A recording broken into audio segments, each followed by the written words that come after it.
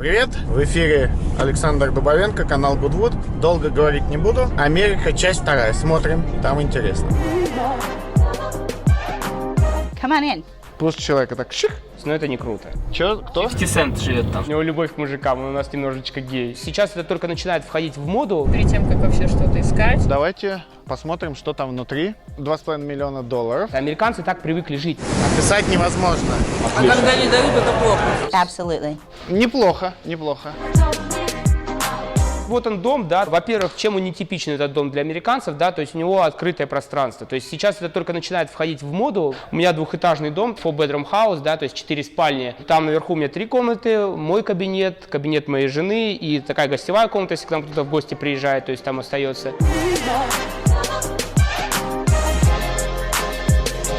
Внизу наша комната там с нашей ванной и так далее. У нас 3 туалета, 2 ванных. С утра можно каждому по горшку сделать. Довольно просторная кухня, я считаю. Здесь мы завтракаем, здесь мы пьем кофе, чай. Все кофе будет, да?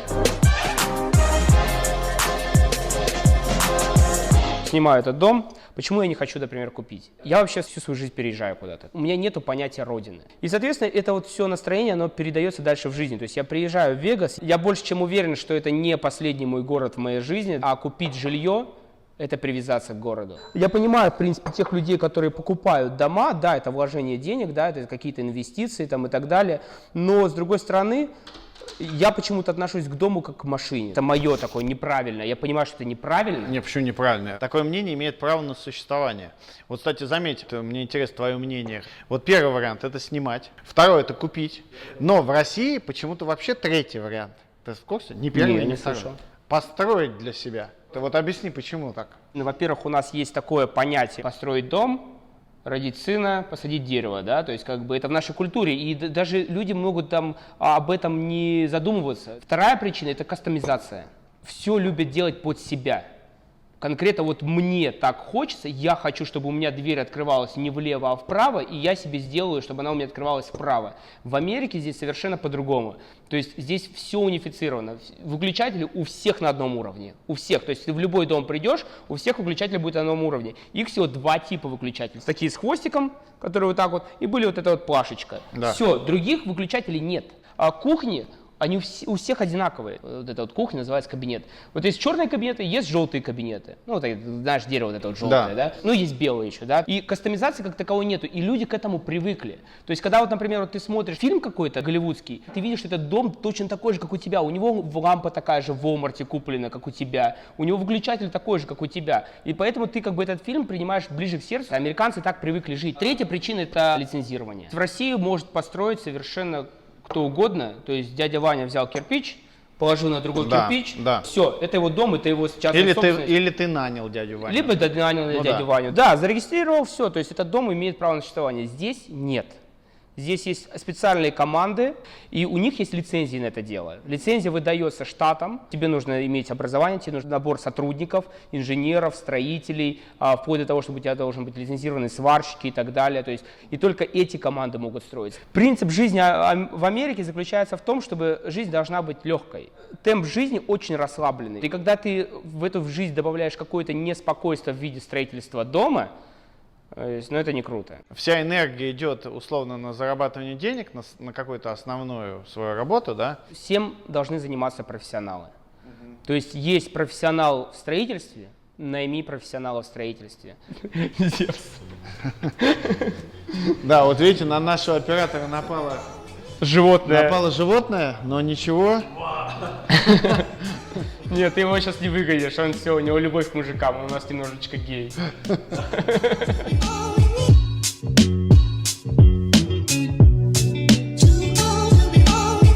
Probably, I'd say 10% of all of Las Vegas is custom homes. Because we have such a wide variety of homes already being offered, custom homes aren't as popular as they might be in other parts of the world. Но это дороже все-таки custom home? A custom home, $350 a square foot.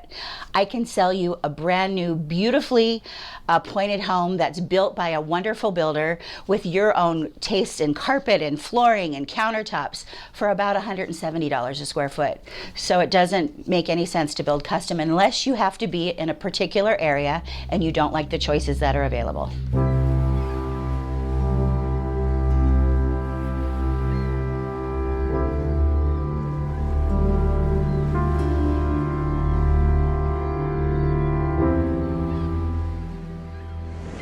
Мы подошли к океану, но волны метров, скажем, 5 для зрителей. Адские волны. Описать невозможно. Группа туристов, все фоткаются.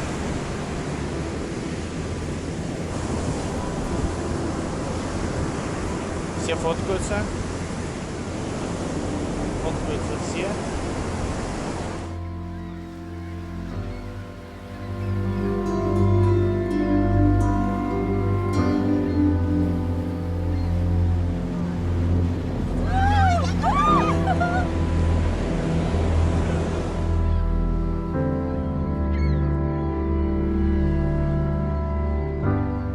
А еще у нас прикол такой, вообще, чем мы здесь находимся, это тебе расскажу. Есть такое понятие бирюзовая организация. Есть организации, где давит начальник на подчиненных, а есть, где, условно говоря, все равны. Решение принимает тот, кто лучше в теме. Какая-нибудь секретарша лучше в теме, какую кофемашину покупать, то она будет решать.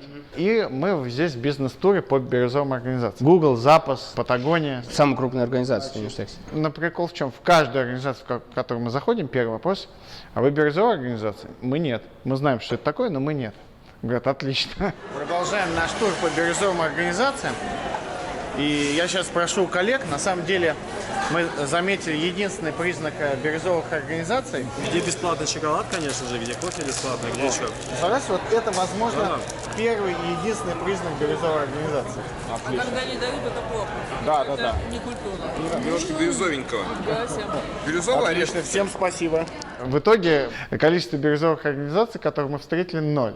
Но потом, конечно, когда ты начинаешь копаться глубже, там есть элементы там бирюзовости всякой. В записи вообще там весело. Там берут на работу специально чокнутых слегка. В переговорных там гитары электрические, там инструменты. Креативных людей. Там вообще супер все креативно.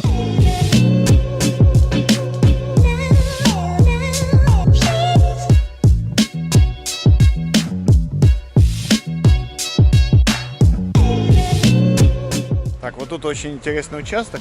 Житель, который здесь живет, ни за какие деньги не соглашается продать это Гуглу. Предлагали $10 миллионов, и он не соглашается ни на какую сумму. И как видите, ничего не сгорело, он продолжает жить. И тут вокруг все Гугла, тут порядка 150 зданий Гугла. И один этот ужасный домик, и сделать с ним ничего невозможно, потому что он не хочет продавать.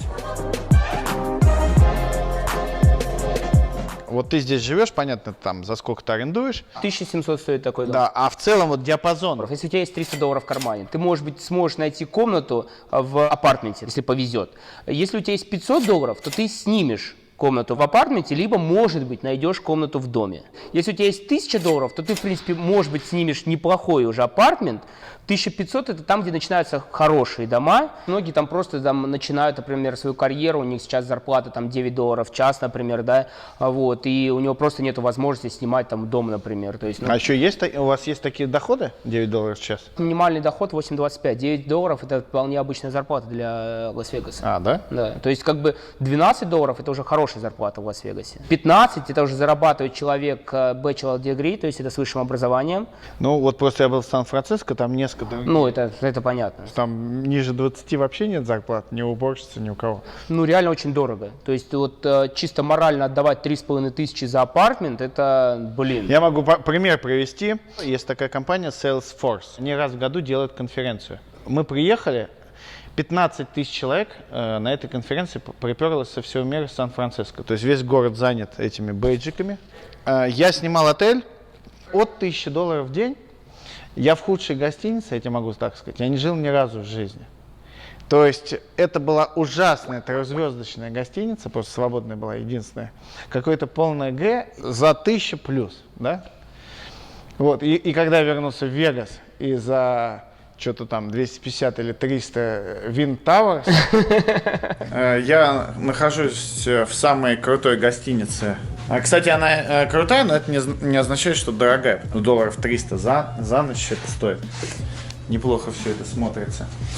Я хотел показать, на самом деле, особенности работы сантехники, потому что здесь немножко все по-другому, чем в России. В душевой кабине Ну, обычно как? Одна горячая, вторая холодная. Для американцев это сложно, поэтому здесь одна ручка. То есть ручка одна, вот и она сначала холодная, потом идет дальше, она становится горячая. То есть вот так как горячая, вот так холодная, а так вот выключить. Все. Почти во всех отелях везде вот так. Дальше, что касается унитаза, тут тоже не все хорошо. Сверху кнопки нет, всегда рычажок вот здесь сбоку. И унитаз работает он совершенно по-другому. То есть он... ну здесь как по-другому. Вот. А бывает, что наоборот оно там еще больше наверх, потом как-то резко вниз. Весь Вегас мы будем очень много снимать. Думаю, что будет весело. В Америке работает очень хорошая система по вербовке очень хороших мозгов. Google устроил конкурс Mobile там Application Hackathon, что такое. Кто быстрее что-то там напишет, сделает. Мы тоже отправили свою команду, хотя непонятно зачем. Вот. И мы заняли круто 2-е место. Тут тик, значит, тут же job offer, билеты в Штаты, И зарплата виза, 50 тысяч. виза, все. Он есть. Ну а что? Ну, Чувак выиграл в конкурсе. Просто человека так шик с мозгом. Нет, я на самом деле даже рад за него, потому что он действительно уже перерос. То есть нам не нужны такие знания настолько круто. Действительно, ему надо дальше расти.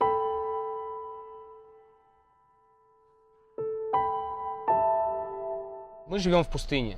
То есть это, в принципе, довольно большая проблема, что мы живем в пустыне. У нас очень мало здесь воды, у нас есть 2 речки, да, там Колорадо и Virgin, которых сделали водохранилище огромное, да, то есть Lake Mead. И с каждым годом уровень воды становится меньше и меньше, потому что воду мы расходуем, да, то есть на самом деле там 90% всей воды, оно уходит в Калифорнию, то есть там, в тот же Лос-Анджелес, да, который, ну, все знают, что он страдает без воды, там, и там огромные меры были приняты для этого дела.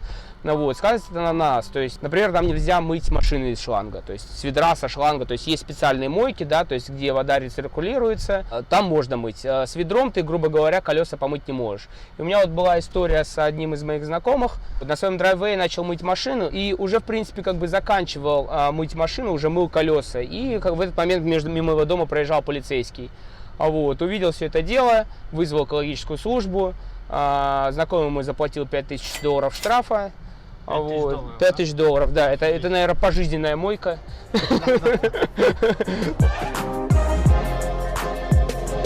Какие еще платежи есть, кроме...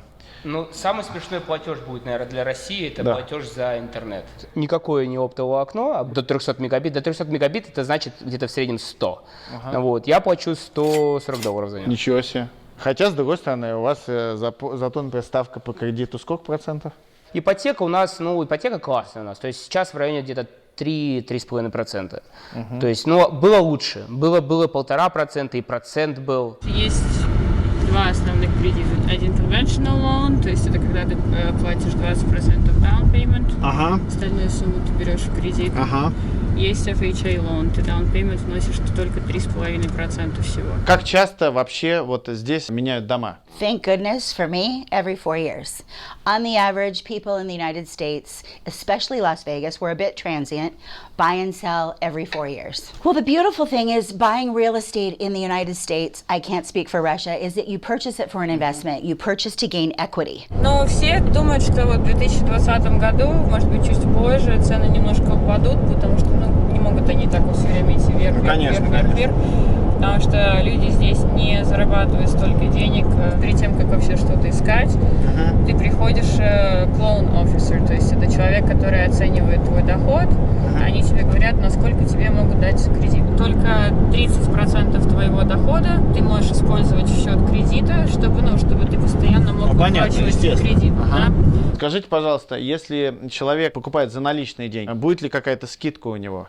Depending on if you're buying from a traditional seller or a builder, there are different discounts. Right now, the Vegas market is so hot and so on fire that there aren't any discounts, whether you're paying cash or financing. However, if you go through a builder, the builder will typically discount the price of the home 5%. Тебе не обязательно использовать риэлтора, потому что обычно комиссия риэлтора идет где-то от 3 до 5%, иногда даже до 6%. А это много. Вот я почему с этой точки зрения ходила, например, в школу, изучала недвижимость, получают сами лицензии, чтобы им не нужно было услугами кого-то пользоваться, чтобы вот эту комиссию не платить. Скажите, пожалуйста, какие плюсы и минусы в покупке нового дома и старого дома? То есть можно же купить новый дом и там отделывать, да, а можно купить старый дом и уже заселиться и сразу жить. Resale is an old house that's been lived in that perhaps might need some updating and remodeling. That's for someone who doesn't want to follow by the rules of a community. New homes typically are in a community where there's rules and regulations.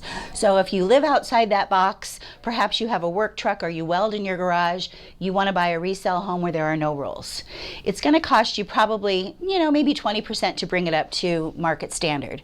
If you buy a new home, you don't mind living amongst rules and regulations because it keeps the neighborhood uniform, it keeps it nice, and it keeps the price values high. Есть очень забавная история. У меня человек поставил, знакомый мой, вот в одном из таком комьюнити как раз поставил спутниковую тарелку и проложил от нее провод по стене. Так ему каждый день на протяжении 3 месяцев писали письма, чтобы он покрасил этот провод в цвет своего дома, потому что это мешает соседям. То есть это как бы плюсы и минусы как раз-таки жить в этом комьюнити или нет. Покупатель обращает внимание на то, кто построил дом этот или нет? Или вот он все-таки больше локейшн смотрит? Oh, absolutely.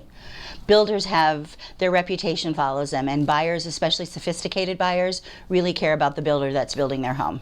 Some take a little bit more time and they caress the situation a little bit better, such as Toll Brothers.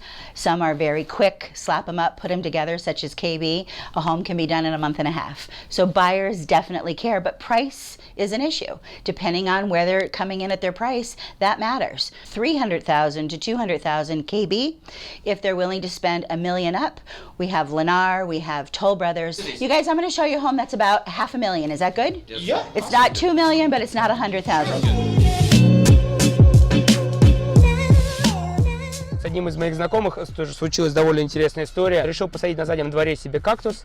Вместо того, чтобы его купить в Home Depot, в строительном магазине, он решил его просто выкопать в пустыне, да, то есть, как кактус в пустыне, это логично, в принципе. Нашел какое-то неправильное место, выкопал этот кактус, приехал рейнджер парка, и тоже человек заплатил 5000 экологического штрафа за кактус. Я стою, говорит, с лопатой, и спрашиваю, говорит, у полицейского, что мне теперь делать? Он говорит, копай, говорит, все равно тоже заплатил за него.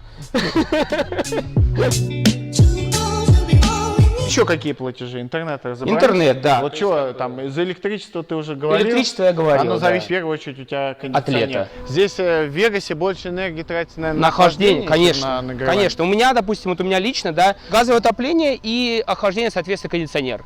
То есть у меня летом счета мои составляют в районе $250-260. Зимой мои счета составляют в районе $60. Воду боюсь тебе соврать, потому что тоже очень сильно зависит от сезона, потому что полив.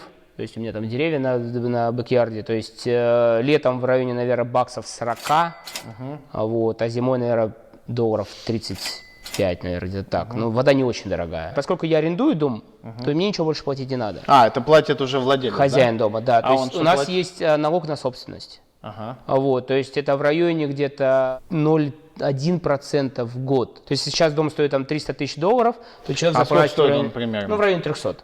То человек заплатит в районе $3000 в год. Если ты живешь в хороших зонах, еще с тебя берут деньги за там всякие озеленения и так далее. Например, у нас есть Саммерли, считается как бы очень крутой район, и он очень зеленый, красивый район. Ты платишь дополнительно $500 в год за его озеленение. То есть как бы ты не можешь не платить. В принципе, все, это все платежи. Мы едем смотреть дом. $1 миллион стоит, да, Виктор? Да, 50 Cent там живет. Че, кто? 50 Cent живет там. Что 50 Cent это? 50 Cent, певец. Да, я его так не знаю. 50 центов, который. Может, знаю, но видишь, это ваши местные. В смысле? 50 Cent знают все, это, икона рэпа вообще, в принципе. Икона рэпа, да, понял.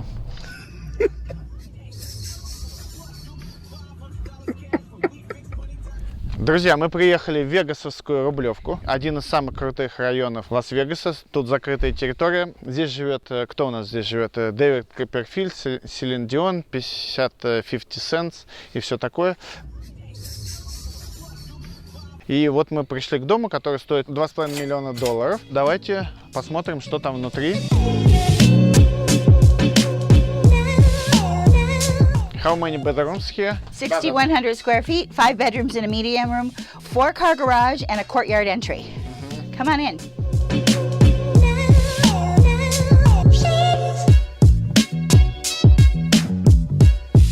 This home is not a custom home, it's a production home, believe it or not.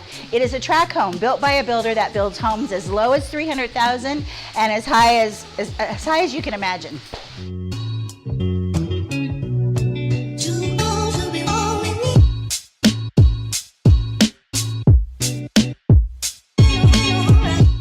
Неплохо, неплохо. Not bad. Просто мы находимся в топовом сегменте, поэтому наши дома, ну вот от таких и выше. Потому что здесь типовые дома, а я говорил то, что у нас стоят индивидуальные дома. Но в принципе, да, здесь очень, очень прилично.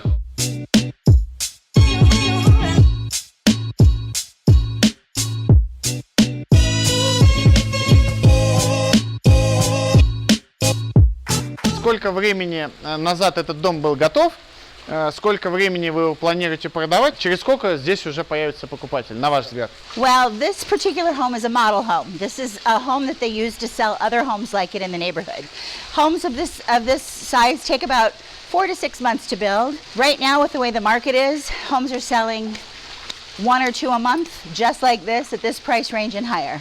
This home will be for sale when the entire community is built out. The builder will then sell this home, which is the model.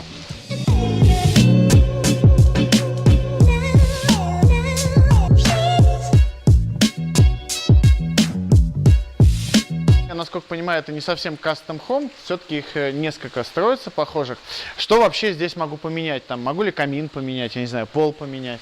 There's an option to do upgrades on the hard surfaces only. For instance, because this is a production home, they'll be building 80 of the homes that look just like this one. Because it's production, you can change things such as the stone on the fireplace, but not the fireplace. Quartz on the island of the kitchen, but not the island itself. Those are the types of things you can change in a production home versus a custom home. Thank you. Very good.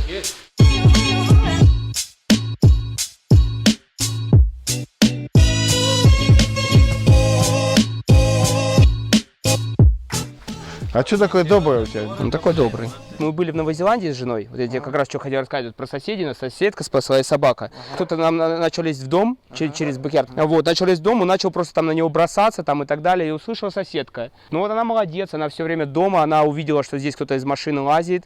Вот, вызвала полицию. Буквально там через 10 секунд уже там 4 машины вокруг нашего дома. Одного поймали, второй убежал, но его потом позже поймали, да.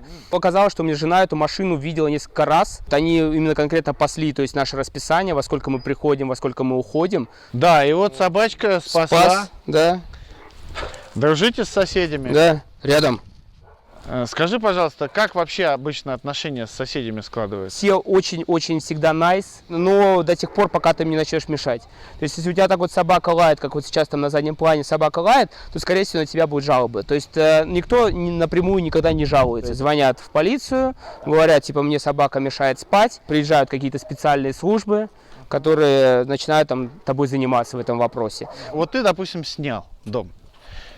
Ты, например, знакомился с соседями перед тем, как снять? В зависимости от штата, да. То есть вот есть, например, Калифорния, где не принято знакомиться со своими соседями, потому что Калифорния — это штат переездов. То есть постоянно люди куда-то переезжают, снимают новые дома, находят новую работу, куда-то уезжают. Невада — это штат тут вот посередине между Калифорнией и вот тут западными штатами, которые гостеприимные. Но если ты, например, в Техасе снимаешь себе дом, то тебе со всей улицы соседи придут, принесут тебе какие-нибудь печеньки, тортики, так называемые, типа welcome gift, да, то есть которые, типа, тебя люди, приветствуют. Вот. У нас было такое, вот мы в прошлый дом, когда заселялись, в этом не было, а в прошлом было. То есть нам соседи, там у нас было такое очень маленькое комьюнити, там буквально 10 домов. Нам реально принесли там кучу там всяких печеньков там и так далее. Ну, это да, это так мило, знаешь, то есть клево.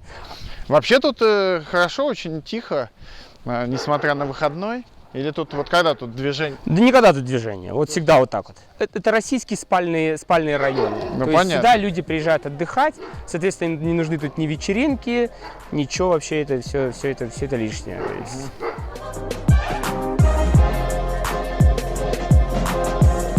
Спасибо, что досмотрели выпуск до конца. Мне теперь интересно, что дальше снимать. Пожалуйста, напишите в комментариях, что вам больше интересно. Мы можем снимать интересные дома, как они внутри выглядят. Необычные дома, какие-то прям супер эксклюзивные, там особые формы, там еще что-то. Мы можем снимать интервью с руководителями предприятий или с менеджерами по продажам, с архитекторами.